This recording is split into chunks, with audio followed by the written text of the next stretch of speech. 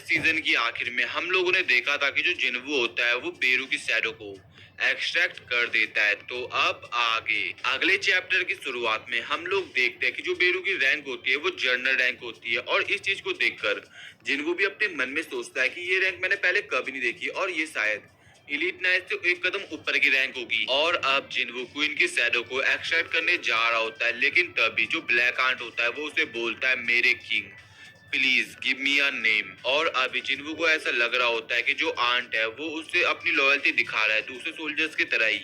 और फिर जिन्वू उसे कहता है वैसे तुम कब से बोलने में कैपेबल हो। तो वो आंट जवाब देता है हमेशा से ही। और ये चीज ना अपने जिन्वू के लिए भी सरप्राइजिंग होती है। और फिर बंदा एक नतीजे में आता है कि जो हाई रैंक मतलब सोल्जर्स होते हैं वो बोलने की एबिलिटीज को गेन कर सकते हैं। और अब जिन्वू ब्लैक आंट को बोलता है कि मैं वो इंसान हूँ जिसने तुम्हें मारा है, और क्या तुम अभी भी मेरी लीड को फॉलो करना चाहते हो। तो ब्लैक आंट जवाब देता है मैं आपके हाथों नहीं मरा हूँ, मैं आपकी पावर्स के थ्रू दोबारा रिबॉर्न हुआ हूँ मास्टर। और यहाँ पर ना जो वो आंट होता है वो अच्छे से जिन्वू को मस्का लगा रहा होता है। और अब बंदा आखिर में जिन्वू से उसका नाम मांगता है, और फिर जिन्वू सोच रहा होता है कि उसे उसका क्या नाम रखना चाहिए।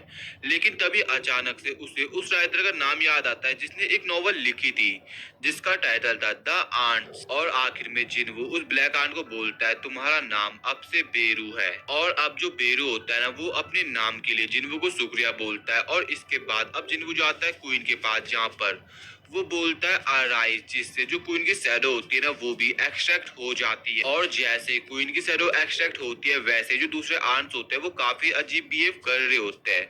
जो चीज देखकर जिन्वू भी सरप्राइज होता है, और वो नोटिस करता है कि जो दूसरे आंट्स के साथ उसका बॉन्ड था वो काफी कमजोर हो चुका है। और इस चीज का रीजन वो बेरू से पूछता है, और बेरू से बताता है कि जो आंट है आई मीन क्वीन है उसके पास इनहेरिट पावर है कि वो पूरे कॉलोनी में रूल करेगी। और फिर जिन वो बोलता है सो तुम मेरे को ये कह रहे हो कि जब तक क्वीन जिंदा है तब तक वो आंट को ऑर्डर दे सकती है। और फिर बेरू जवाब देता है यस यही बात है। और अब जिन वो बेरू से दूसरा सवाल पूछता है कि जो क्वीन का मान है वो काफी लो है उसके रैंक के मुकाबले, और तुम मेरे को बता सकते हो कि उसका माना क्यों डिक्रीज हो गया। तो बेरू जवाब देता है कि जो क्वीन का ज्यादातर माना है वो रिप्रोडक्शन में यूज होता है, और जो रीजन है उसके माना का लो होने का वो ये है कि अभी उसके पास कोई बॉडी है ही नहीं रिप्रोड्यूस करने के लिए। और अब जिनको समझ जाता है कि बैटल के अंदर क्वीन का कुछ भी काम नहीं आने वाला, और इसीलिए वो उसके शैडो को टर्मिनेट कर देता है। इसके बाद जिन्वू अपने शैडो सोल्जर्स को असेसिन स्टोन्स को कलेक्ट करने को मना कर देता है, बिकॉज जो ये स्टोन है वो जेजू आइलैंड के फिर से रिकंस्ट्रक्शन में काम आएंगे, और जो यहाँ पे डैमेज हुआ है उसको कंपनसेट करने के काम आएंगे। और ये सुनकर ना काफी सारे जो सोल्जर्स होते हैं वो खुश हो जाते हैं बिकॉज काम से छुट्टी मिल गई उन्हें। और अभी जिन्वू अपने मन में सोच रहा होता है कि जो रिमेनिंग आंट्स है वो उनसे कैसे डील करे, क्या जो उसके पास ट्रूप्स है उससे वो क्या उन सभी आंट्स को हरा सकता है। और फिर वो बेरू को बोलता है हमने अपना बेस्ट ट्राई दिया, लेकिन फिर बेरू शायद से बोलता है मास्टर मैं फील कर पा रहा हूँ कि जो हमारे एनिमीज है उन्हें काफी मुश्किलें हो रही है आसमान में नेविगेट करने में, क्योंकि उनके पास कोई लीडर है ही नहीं, और वो लोग इनकैपेबल है अपने फॉर्मेशन को मेंटेन करने में, क्योंकि कंफ्यूजन के कारण जो उनका फॉर्मेशन है वो टूट रहा है। और अब जिन्वू बेरू से पूछता है क्या तुम उन सभी रिमेनिंग आर्म्स को वाइप आउट कर सकते हो। और फिर बेरू बड़े चौड़ में जवाब देता है अगर आप मेरे को ऑर्डर दे तो क्यों नहीं मास्टर। और इसके बाद सीन चेंज होता है और हम लोग बाहर का सीन देखते हैं जहाँ पर हंटर्स अपनी फाइटर शिप का यूज कर रहे होते हैं, और कुछ हंटर्स अपने मैजिक का यूज कर रहे होते हैं और काफी सारे आंट्स को वाइप आउट कर रहे होते हैं। लेकिन अभी भी उनके सामने काफी सारे आंट्स होते हैं, और जब उधर डर का माहौल बना हुआ होता है तभी उधर एंट्री होती है अपने बेरू की, जो कि एक ही बार में काफी सारे आंट्स को वाइप आउट कर देता है। और अब हमें नरेटर के थ्रू बताया जाता है कि जो आंट्स को एक्सटर्मिनेट करने का मिशन था वो 2 दिन तक चला साउथ एशियन रीजन पे, जो कि साउथ कोरिया का है। और फिर सीन शिफ्ट होता है और हमें बताया जाता है कि जो आंट्स है वो ऑल्सो चाइनीज वाटर के पास भी पाई गई है। और इसके बाद हम लोग शिप के अंदर एक बंदे को देखते हैं जो कि अपने साथी को बताता है कि जो सेकंड वेव है आंट की वो हमारे शूटिंग रेंज में है सर, हम क्या करें। तो बंदा जवाब देता है रुक जाओ, देखकर ऐसा लग रहा है कि जो हमारे हीरोज है वो ये चाहते हैं कि वो इन सभी आंट्स को अकेले खुद संभाले। और फिर जिस हंटर को तुम लोग अभी देख रहे थे वो फिर अपनी पावर को रिलीज करता है, अपनी शॉट निकालता है और एक ही बार में काफी सारे आंट्स पे मल्टीपल फायर अटैक्स कर देता है, जिससे एक ही बार में जितने भी उस जगह आंट्स होते हैं ना वो सभी मारे जाते हैं। और इसके बाद सीन चेंज होता है और हम लोग एक बंदी को देखते हैं जो कि अपने बॉस को बोलती है आप क्या सोच रहे हो सर? तो वो जो बंदा होता है ना, वो यहाँ पर संग जिन्वो और हवांग के लफड़े की बात करता है और इस चीज को भी मेंशन करता है कि अब उसका और संग जिन्वो का मिलना काफी ज्यादा मुश्किल हो चुका है। और इस बंदे का नाम होता है थॉमस आंड्रे और ये स्कैवेंजर गिल्ड का गिल्ड मास्टर होता है, जिस गिल्ड से हवांग डोंगसू भी। और फिर वो बंदी थॉमस से पूछते है क्या होगा अगर संग जिन्वो और हवांग एक दूसरे के साथ फाइट करे तो थॉमस जवाब देता है तुम मेरे को अभी तक नहीं जानती हो। और फिर हवांग उस बंदी को बड़े भयानक तरीके से देखता है और बोलता है जो हवांग डोंगसू है वो स्कैवेंजर गिल्ड की प्रॉपर्टी है और जो स्कैवेंजर गिल्ड है वो मेरा है और मैं उस किसी को भी माफ नहीं करूंगा जो मेरी प्रॉपर्टी को मैस अप करने की कोशिश करेगा, चाहे वो यूनाइटेड स्टेट की गवर्नमेंट ही क्यों ना हो। और उसके बाद सीन चेंज होता है और हम लोग देखते हैं जेजू आइलैंड रेड की तीसरी रात को, जहाँ पर हंटर्स गिल्ड के लोग जेजू आइलैंड आए हुए होते हैं असेसिन स्टोन कलेक्ट करने के लिए। और इसी दौरान वो नॉर्मल बातचीत भी कर रहे होते हैं जो कि हमारे इतनी काम की है नहीं बिल्कुल भी। लेकिन तभी उधर पार्क की नजर एक आंट पर पड़ती है जो कि छुपा हुआ था और फिर पार्क उस आंट को अपनी शॉर्ट से कट कर देता है। और फिर वो दूसरे लोगों को कहता है कि आप सभी को चिंता करने की कोई जरूरत नहीं है, कुछ आंट्स होगी जो कि यहाँ पे घूम रही है लेकिन मैं तुम सभी को प्रोटेक्ट करूंगा। लेकिन तभी पार्क के साथ ही की नजर एक मॉन्स्टर पड़ती है और इन मॉन्स्टर के बारे में तुम्हें बाद में अच्छे से पता चलने वाला है। और वो मॉन्स्टर उन सभी लोगों की side he I mean Hunter की साइड ही आ रहा होता है। और फिर पार्क उस बंदे को चिल्लाते हुए कहता है अबे तू है कौन। और फिर सभी लोग जितने भी उस जगह होते हैं वो सभी चौकन्ना हो जाते हैं। लेकिन जो वो बंदा होता है ना वो अलग ही लैंग्वेज बोलता है और पार्क समझ जाता है कि जो ये बंदा है वो एक बीस्ट की लैंग्वेज बोल रहा है और इसको हम लोग केवल बीस्ट ही बोलने वाले हैं। और तभी साइड से कोई दूसरा बंदा चुटकी बजाता है जिससे वहाँ पे जितने भी लोग होते हैं वो सभी बेहोश हो जाते हैं। और फिर वो बीस्ट अपने साथी को बोलता है अबे तू ये सब क्या सोच के कर रहा है। तो उसके साथ ही जवाब देता है हमें कोई जरूरत नहीं है यहाँ पे हंगामा खड़ा करने की और इसीलिए मैंने इन सभी को सुला दिया। और फिर उसका साथी उस बीच से पूछता है क्या तुमने चेक किया। तो वो बीच जवाब देता है मैं पॉजिटिव हूँ ये उसी की पावर है। और इसके बाद जो उसका साथी होता है जो कि एक आइस मोनार्क होता है वो उसे कहता है ये कितना अजीब है, मेरे को समझ नहीं आ रहा कि वो इन ह्यूमंस की हेल्प क्यों कर रहा है। तो वो बीच जवाब देता है कौन जानता है उसके दिमाग में क्या चल रहा होगा और अगर तुम इतने क्यूरियस ही हो तो जाके उसी से क्यों नहीं पूछ लेते। और इनमें से मैं तुम्हें इतना बता देता हूँ कि एक आइस मोनार्क है और एक बीस्ट मोनार्क है। और फिर आइस मोनार्क गेट को क्रिएट करता है और जाने से पहले ना वो किसी के हंट की बात करता है जो हमें सही से बताया नहीं गया कि यहाँ पे इनका जो प्लान है वो एक्चुअली में क्या है। एंड देन वो वहां से चले जाता है। और इसी दौरान हम लोग बीस्ट मोनार्क को भी देखते हैं जो कि किसी भी ह्यूमन को कुछ भी नहीं करता है एंड देन गेट क्रिएट करता है और वो भी वहां से निकल लेता है। और इसके बाद सीन चेंज होता है और हम लोग देखते हैं कैमरामैन को जहाँ पर जिन्वू हंटर्स की फ्यूनरल्स में आया हुआ होता है और उसके हाथों में एक फूल भी होता है जो वो मायन की तस्वीर के सामने चढ़ा देता है। और इसी दौरान हमें ये भी बताया जाता है कि जेजू आइलैंड रेड के बाद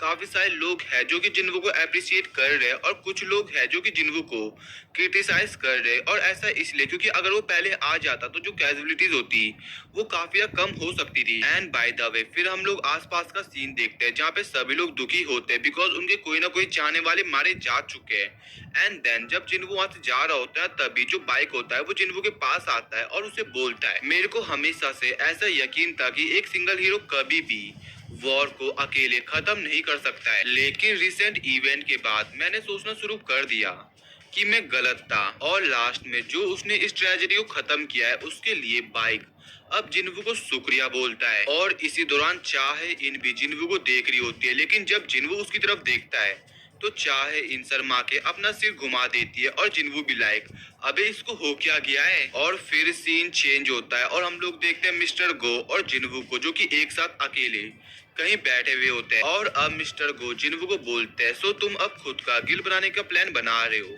और जो सर्टिफाइड एस रैंक हंटर्स होते हैं उन्हें कोई भी जरूरत नहीं है गिल मास्टर के लाइसेंस की और तुम्हें केवल एसोसिएशन को कॉल करना है और फिर हम सब संभाल लेंगे। और जिन्वू भी लाइक ओके। और फिर बाद में अब जो मिस्टर गो होते हैं वो जिन्वू से पूछता है कि बाय द वे क्या तुमने जेजू आइलैंड पे कोई बैरियर को कास्ट किया था। और ये चीज ना जिन्वू के लिए भी काफी सरप्राइजिंग होती है और उसे भी समझ नहीं आता कि मिस्टर गो क्या बोल रहे। और फिर मिस्टर गो उसे हंटर्स गिल्ड के बारे में बताते कि उन्होंने उन्हें आयरन भेजा हुआ था आंट की कॉर्प्स और असेसिन स्टोन कलेक्ट करने के लिए, लेकिन लास्ट में वहाँ पे सभी लोग अनकॉन्शियस पाए हुए थे और उन्हें ऐसा लगता है कि ये काम जिन्वू का होगा, उसने कोई बैरियर क्रिएट कर दिया होगा जिसको हटाना वो भूल गया था। बट ये सुन के ना जिन्वो बोलता है ना ना ऐसे काम मेरे नहीं है, और इनकी फिर इस चीज को लेकर बात चलती है। बट जो कंक्लूजन होता है वो जीरो निकलता है और मिस्टर गो परेशान उल्टा हो जाते हैं। और तभी मिस्टर गो के सामने उनका बंदा आता है जो कि उन्हें कहीं बुलाता है, और फिर मिस्टर गो अपनी जगह से खड़े होते हैं कहीं जाने के लिए। और जाने से पहले जिन्वो कहते हैं देखकर लग रहा है कि जो हमारे गेस्ट है वो समय से पहले इधर पहुंच चुके हैं, और जिन्वो तुम्हारा शुक्रिया अपना टाइम देने के लिए। और इसके बाद जिन्वो भी अपने घर जा रहा होता है, आई मीन अपनी गाड़ी की तरफ जा रहा होता है। लेकिन तभी साइड से एक जिन्वो के पास बंदा आता है और बोलता है आपसे मिलकर खुशी हुई मिस्टर संग, मेरा नाम एडम वाइट है और मैं सीनियर ऑफिशियल हूँ फेडरल ब्यूरो ऑफ हंटर्स का। जो सुनकर ना जिन्वो अपने मन में सोचता है कि वैसे इसको मुझसे क्या काम है, लेकिन वो बंदा अपना कार्ड जिन्वो को देता है और बोलता है तुम मेरे को प्यार से एडम बुला सकते हो, और मेरे को माफ करना ऐसे अचानक से आपको दिखने के लिए, लेकिन आप एक ऐसे इंसान हो जिसको ट्रैक करना काफी मुश्किल है। इवन मैं आपके एक बार ऑफिस में भी रुका हुआ था। और अब जिन्वो को याद आता है कि ये वही बंदा है जिसके बारे में पहले जिन्हो बात कर रहा था, और ये जेजू आइलैंड से पहले का सीन है। और अगर तुम्हें पता नहीं है तो तुम जाके मेरी प्लेलिस्ट भी चेक कर सकते हो सीजन 2 की, और तुम्हें पता चल जाएगा कि ये कहाँ की बात कर रहे हैं। और अब जिन्वो पॉइंट पे आता है और उस बंदे को बोलता है वैसे तुम्हें मुझसे क्या काम था। तो एडम जवाब देता है मेरे पास कुछ इन्फॉर्मेशन है जो मैं आपके साथ शेयर करना चाहता हूँ। और अब एडम बड़े चौड़ में जिन्वो को बोलता है दुनिया में ऐसी सिंगल कंट्री भी नहीं है जो कि आपको ये इन्फॉर्मेशन शेयर करे, वो भी हमें छोड़ के। और अब जिन्वो से पूछता है वैसे तुम मेरे को ये इन्फॉर्मेशन शेयर क्यों कर रहे हो। तो एडम जवाब देता है आप जैसे स्पेशल लोगों को ये इन्फॉर्मेशन शेयर करके हमारा भी फायदा है। लेकिन जिन्वो उनकी बातों पे कुछ ज्यादा ध्यान नहीं देता, और फिर वो अपनी गाड़ी में बैठ जाता है। और जाने से पहले वो उन्हें बोलता है कि अगर मेरे को लगा कि जो इन्फॉर्मेशन आप शेयर करना चाहते हो वो मेरे रिलायबल है तो मैं कुछ समय बाद आपको कॉल करूंगा। और अब एडम उसे बोलता है यार मैं कितना बेवकूफ हूँ कि आपको ये बात बताना भूल गया, सौदा करते वक्त कभी भी अच्छे हाथों को छुपाना नहीं चाहिए। और अब वो उसे बोलता है एक अपग्रेडर एक ऐसा अवेकन बीइंग जो कि दूसरे अवेकन बीइंग की पावर्स को इनहेंस कर सकता है, और ये बात क्या आपने पहले कभी सुनी है। और ये सुन के जिन्वो चौंक जाता है। और अगले पल हम लोग देखते हैं कि वो लोग उस जगह चले जाते हैं जिस जगह एडम जिन्वो को ले जाना चाहता था। और अब सबसे पहले संग जिन्वो ब्यूरो ऑफ हंटर्स के डिप्टी डायरेक्टर से मिलता है जिसका नाम होता है माइकल। और सबसे पहले दोनों एक दूसरे के साथ हाथ मिलाते हैं और खुद का इंट्रोडक्शन आई मीन खुद का नाम बताते हैं। और एडम भी जिन्वो को बताता है कि वो माइकल का इंटरप्टर है। और इसके बाद वो लोग बैठते हैं, और जो माइकल होता है वो सबसे पहले जिन्वो को इमिग्रेशन डॉक्यूमेंट दिखाता है आई मीन देता है, और बोलता है यूजुअली इस प्रोसेस को होने में 1 से 2 साल लगता है, लेकिन हमने आपके लिए फ्री में बनाया है। और यहाँ पर ना बंदा जिन्वो को ऐसा दिखाने की कोशिश कर रहा है कि बस वो एक बार कुछ कह दे वो उसे पूरा अमेरिका दे देंगे, आई मीन अमेरिका की सिटीजनशिप दे देंगे। लेकिन जिन्वो इन बातों में बिल्कुल भी इंटरेस्टेड नहीं होता, और वो माइकल को कहता है कि मैं यहाँ पे इसलिए आया क्योंकि एडम वाइट ने मेरे को बताया था कि आपके पास कुछ इन्फॉर्मेशन है मेरे को शेयर करने के लिए। एक अवेकन बीइंग जो कि दूसरे अवेकन बीइंग की एबिलिटीज को इनहेंस कर सकता है, एक अपग्रेडर, क्या ये रियली पॉसिबल भी है किसी हंटर की एबिलिटी को अपग्रेड करना। तो माइकल हंसते हुए जवाब देता है एक्चुअली में एक इंसान है जिसके पास ये पावर है और वो हमारे साथ है। और फिर वो अपने साथी को बोलता है मिस लेनर को यहाँ पे आने को बोल दो। और अब माइकल बड़े चौड़ में जिन्वो को बोलता है कि पूरी दुनिया में यही एक ऐसी इंसान है जो कि अवेकन बीइंग की एबिलिटीज को इनहेंस कर सकती है, और मैं उसे आपके सामने प्रेजेंट करता हूँ मिस नूरमा स्लेनर। और इसको हम लोग केवल मिस नूरमा बोलने वाले हैं। और जब जिन्वो मिस नूरमा को देखता है ना तो वो अपने मन में सोचता है कि मैं कह सकता हूँ कि ये डिफरेंट टाइप अवेकन बीइंग है। और फिर साइड से जो माइकल होता है वो मिस नूरमा को कहता है मिस नूरमा अपनी पावर के बारे में प्लीज मिस्टर संग को बताइए। और अब मिस नूरमा जिन्वो को बोलती है कि तुम अवश्य इन सब चीजों में काफी उलझे हुए लग रहे हो, और सभी लोग मेरे को इसी सेम नजरों से देखते हैं डाउट भरी। बट अगर तुमने मेरी पावर्स का स्वाद चख लिया तो फिर तुम मुझसे भीख मांगोगे। और अभी फिर वो जिन्वो की तरफ भी उसकी आंखों में देख रही होती है। और अभी मिस नूरमा जिन्वो की आंखों में आंखें डालकर उसे बोलती है जैसा कि तुम जानते हो कि जो अवेगन बीइंग होते हैं उनकी लिमिट्स होती है पावर की जिससे आगे वो रीच नहीं कर सकते, और इसीलिए अवेकन बीइंग हमेशा सेम रैंक पर रहता है जब तक वो सेकेंडरी अवेकनिंग से ना गुजरे।